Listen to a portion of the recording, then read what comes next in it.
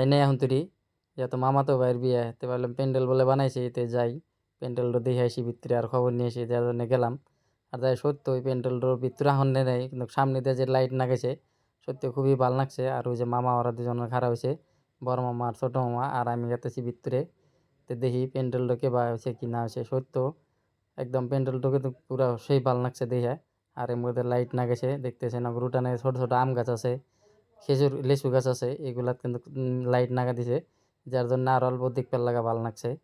তো যাই হোক আপনারা দেখেন প্যান্ডেলটা কীরকম লাগছে। তো যদি ভালো লাগছে আন্নে করেও তো কমেন্টে জানাবেন। আর আমি আন্নে করে ঘুরে ঘুরে দিয়ে দিছি। আর এমবুরা হয়েছে খাওয়ার নিকে বানাইছে, যে এনে মানুষের দাবাতের মানুষগুলো খাইবার দিব, এনে খাইবার নিকে দেওয়া হয়েছে। আর উপরে কিন্তু সুন্দরভাবে একটা লাইট না গেছে।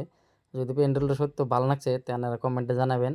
আর আমি আসি ভিতরে, যেহেতু মেলা রাইতে আসি অল্প ঠান্ডা ঠান্ডা ভাব।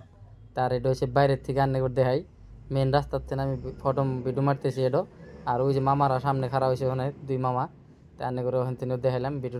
ভিডিওটা কেমন লাগলো কমেন্টে জানাবেন। আর প্যান্ডেলটাও কেমন লাগছে ওটাও কমেন্টে জানাবেন। যদি ভালো লাগছে তাহলে কমেন্টে করবেন।